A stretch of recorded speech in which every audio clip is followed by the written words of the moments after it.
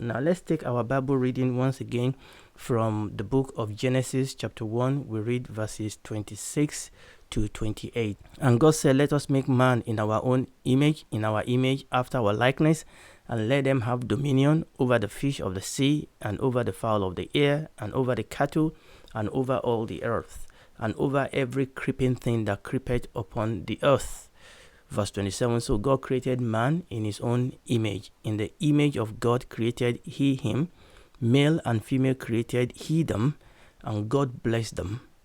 And God said unto them, be fruitful, and multiply, and replenish the earth, and subdue it, and have dominion over the fish of the sea, and over the fowl of the air, and over every living thing that moveth upon the earth. Where we are at the moment is that we are looking at what is the relationship between the image and the dominion, because we saw when we read just now, that the humanity having dominion is definitely connected to the image. Let us create man in our own image and after our own likeness, and let them have dominion.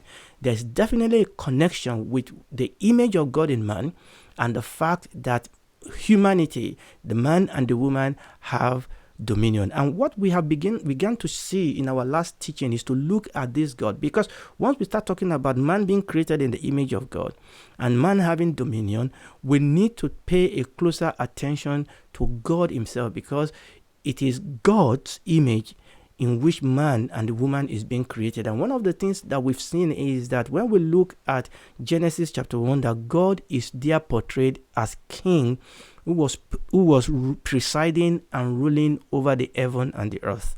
That is the image. That is the revelation of God that we see in Genesis chapter 1. It's a God who is king, who is presiding and ruling over the heaven and the earth. God, the King of heaven, extending his kingdom to the earth. And what we see in Genesis chapter 1 is God exercising kingly dominion and establishing his kingdom on earth. And that is the image of God that we see in Genesis chapter 1. And so far, that is some of the things that we have seen. So we are going to move on today. Okay, we're going to move on today. We are establishing the revelation of God that we see in the creation story. And remember what we did when we read Genesis chapter 1 verse 1. It says, in the beginning God. And we said the God there is Elohim. And what we are saying is that the God that is revealed to us in Genesis chapter 1, Elohim, was revealed to us as the supreme ultimate king. And because God is king, he exercises dominion. And we need to understand that. We really, really need to understand that, because this God is the God that said, let us create humanity. Let us create man in our own image and after our own likeness. Now, the exact phrase, and I think I started dealing with it, the exact phrase, God is king, or the kingdom of God, does not show up in the creation story. So you won't see the exact phrase. Yes, we said that what we see in Genesis chapter 1 is God who is king, but you won't see that as exact phrase, God is king, or the kingdom of God. But as we stated before, the concept of God as king and the concept of the kingdom of God is fundamental and foundational to the creation story. And indeed, the concept of God as king and the concept of the kingdom of God is foundational and fundamental to the story of the whole Bible. And this is very, very important that we understand that this concept of God's kingship is present throughout the Old Testament and is present throughout the New Testament. But we are in the Old Testament at the moment. You need to understand that when you read the scripture, the first thing you see, the first concept of the kingship of God you see is in creation. First, the creation story reveals to us clearly that God is king over all creation. And then in the Old Testament, the second thing we see is that God is king in a special way over the children of Israel. Now, we are not dealing with that at the moment, because we are at the moment dealing with the Genesis. We are dealing with the creation story. So I'll back up again. What we are saying is that even though you don't see the word itself, God is king, or even though you don't see the phrase itself, the kingdom of God, in the creation story, Genesis chapter 1 to chapter 11, but the concept is all over that story, and we spent some time to look at that context the last time.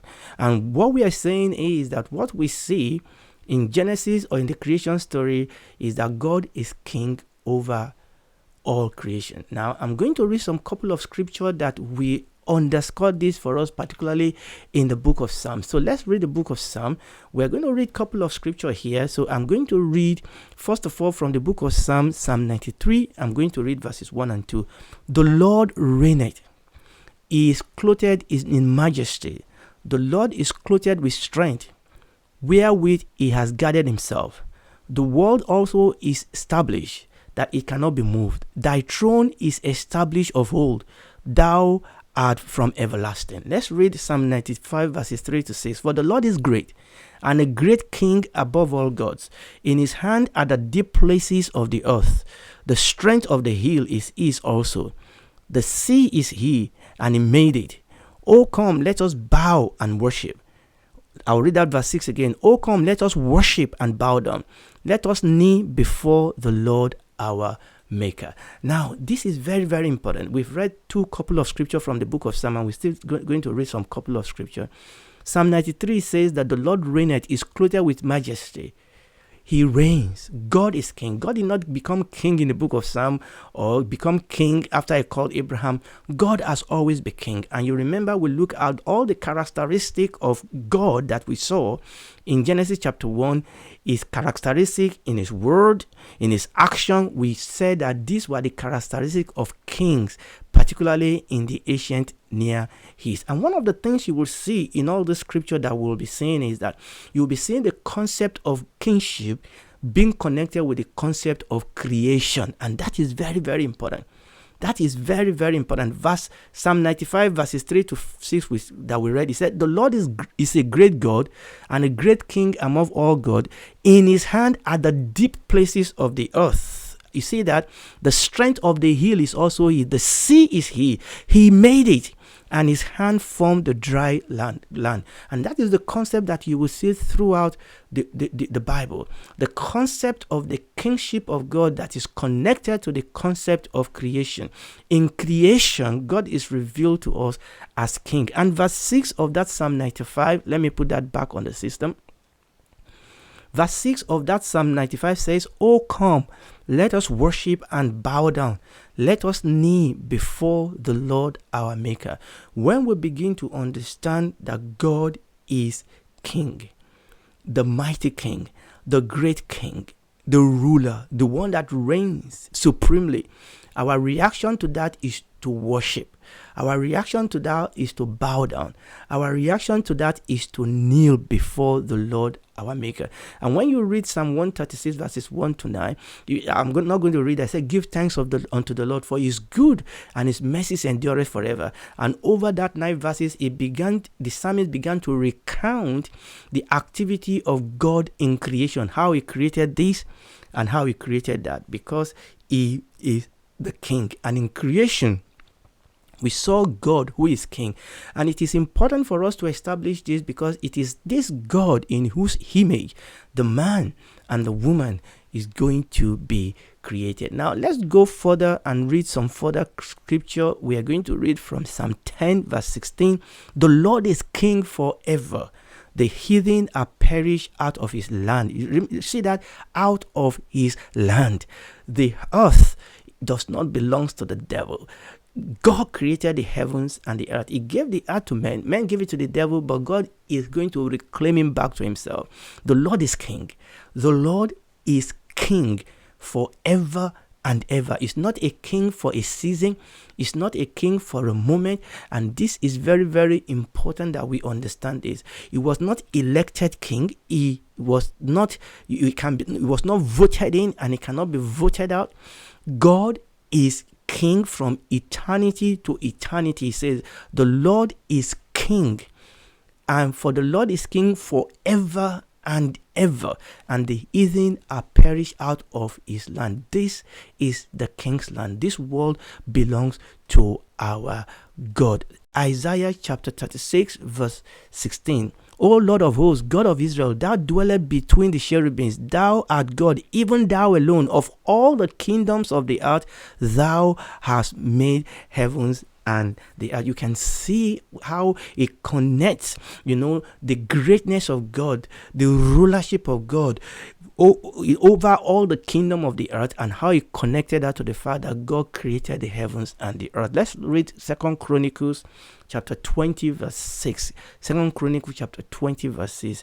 And said, O Lord God of our Father, art not thou God in heaven, and ruleth not thou over all the kingdoms of the earth? And in thy hand is there not power and might, so that none is able to withstand thee? You can see straight away we talk about God's kingdom, we talk about God's power, we talk about God's creative ability, we talk about the fact that God rules and reigns over the kingdom of the earth. And this is very, very important for us to understand, that the God that we see in the book of Genesis chapter 1 is the God who is revealed as king, the king that has all the power. That is when, if we go back to Genesis chapter 1 verse 1, like I said few minutes ago, he said, in the beginning God, in the beginning Elohim bara the heavens and the earth. Again, like we said, that word Elohim actually reveals to us and defines for us something of God, something of the activity of God. It reveals God as the most powerful, transcendent being, strong one, the creator of the universe. So the name that is used for God in the opening verse of the Bible actually is a name that reveals the kingship of God, the power of his kingdom, the power that he wields as a king. And our experience when we encounter that, like we read in some of the scripture that we just read in the book of Psalm, our experience, our reaction, our response to that is that of awe, of fear, of worship, and of adoration.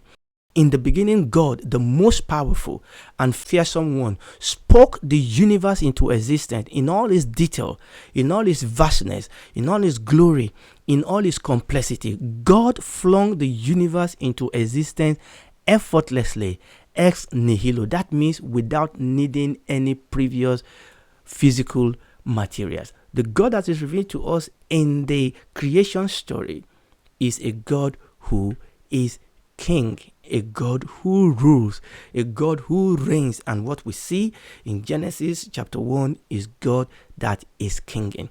And it is this God that spoke to himself. It is this God that spoke to the divine council and said, come, let us create man in our own image. Remember, what we are trying to do here is actually to ask ourselves, what exactly is the image of God in man? Or what does it mean that man was created in the image of God? But for us to understand that, we have to understand the God for whom man and humanity and the man and the woman are going to be created in his image. Hallelujah. It is true, like we have seen, that God alone is the ultimate king over all creation and over Israel. But what we see, and this is where we are keen in and moving this forward, yes, we see that God is the ultimate. God is the supreme king over creation. God is the ultimate. God is the supreme king over Israel. But what we see throughout the scripture is that human king, they play a key role in God's kingdom, in his plan and his purpose. That God has decided in his own sovereignty that he's going to use human kings to have a key role to play in his kingdom, in his plan, in his purpose.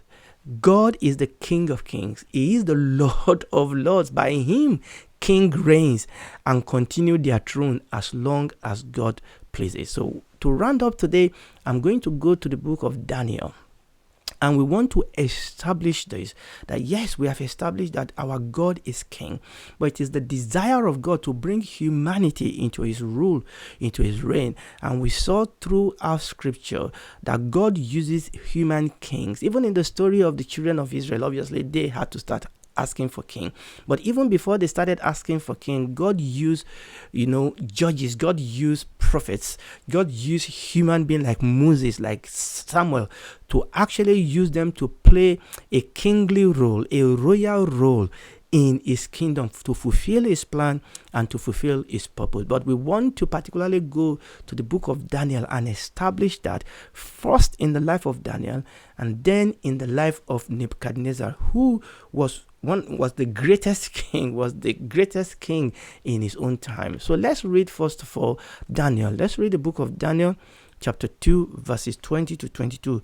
This was the story after Daniel prayed with his friend. Let me just give us the background to this. This was the story after the king had a dream and the wise men couldn't interpret the dream, or they didn't know the dream because the king wanted them to tell him the dream and then interpret it.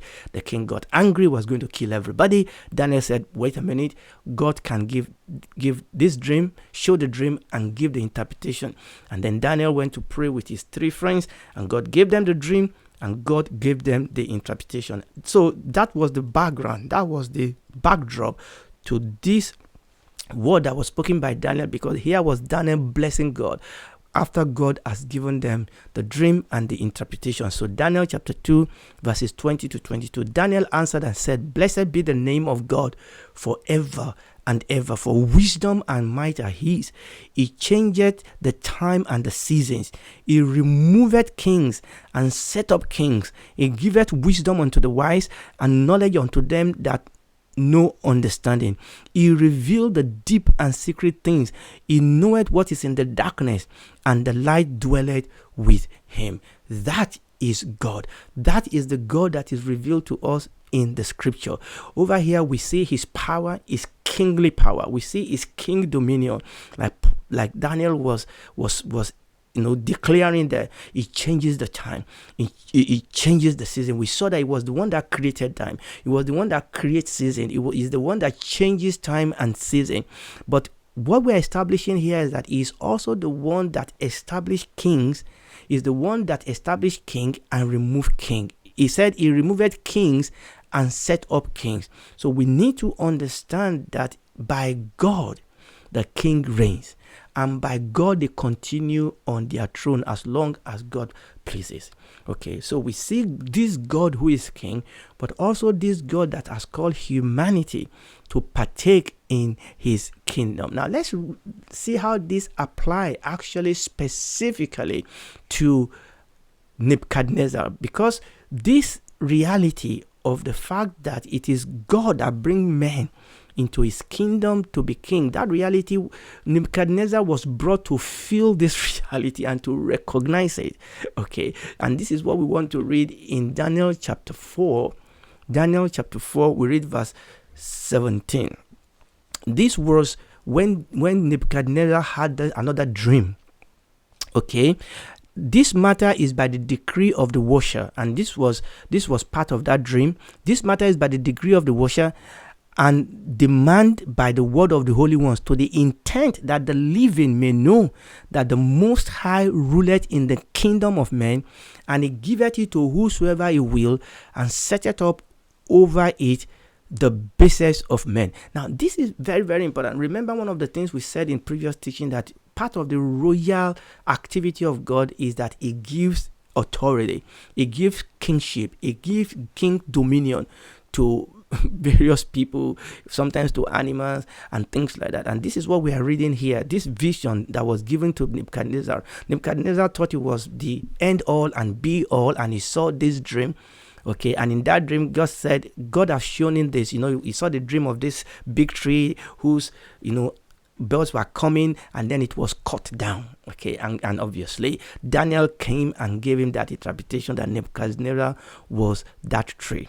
But in that tree, the revelation that was given to Nebuchadnezzar is so that he will know that the Most High, the King of Kings, he ruleth. He is a king that rules. He ruleth in the kingdom of God, and it is he that giveth kingdom, that giveth power to whomever he will, and he set up one, and he brings another down. Now, let's read Daniel chapter 4. Now, this was after the dream was fulfilled over the life of Nebuchadnezzar. You know the story. Nebuchadnezzar became like an animal. He went into the bush essentially for 7 years, and after 7 years, his mind, his reasoning returned to him, and he was restored back to his throne, just like the dream as foretold. And this was what Nebuchadnezzar was then saying after he has experienced the power and the glory of this king. So let's read now. So we are reading Daniel chapter 4 verses 32 and 35. So verse 32 and verse 35. And they shall drive thee from men, and thy dwelling shall be with the beasts of the field, and they shall make thee to eat grass as oxen, and 7 times shall pass over thee, until thou knowest that the Most High ruleth in the kingdom of heaven, and giveth it to whosoever he willeth. And that was what Daniel told Nebuchadnezzar. And this was what Nebuchadnezzar then said in verse 35. And all the inhabitants of the earth are reputed as nothing, and he doeth according to his will in the armies of heaven and among the inhabitants of the earth, and none can stay his hand or say to him, what doest thou? Wow, this is very, very important.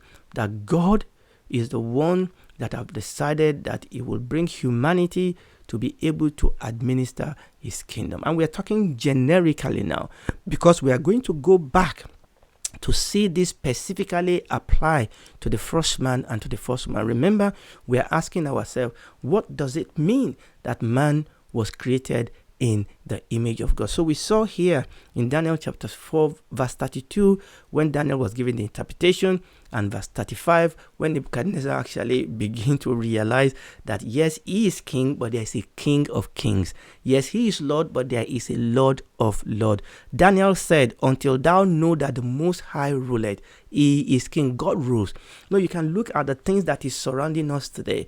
God rules. God is sovereign. Okay, the world may not want his kingdom, but ultimately the will and the purpose of God will be fulfilled. Until thou knowest that the Most High ruleth in the kingdom of men, and giveth it to whosoever he willeth.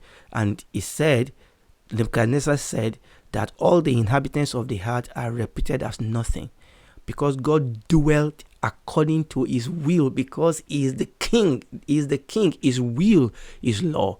His will is law. Now, there is a time of grace where God is calling people of their own will and volition to come into his kingdom, because he wants to translate them from the kingdom of darkness into the kingdom of his dear son. And that is why the Lord Jesus died on the cross, so that you can be a citizen of his kingdom. For God so loved the world that he gave his only begotten son, that whosoever believe in him will not perish but have everlasting life. So if you have not received Jesus as your king, if you have not submitted yourself to him as your Lord, do it today, because that is the only way of salvation on earth. Tomorrow may be too late. Today, give your life to him and you will not regret it.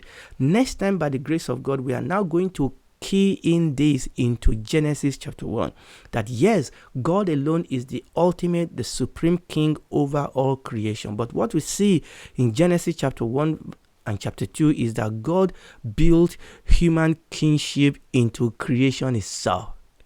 That Adam and Eve were clearly portrayed as king and queen over the creation of God. So we are going to hone in on that when we come back by the grace of God. Praise the Lord.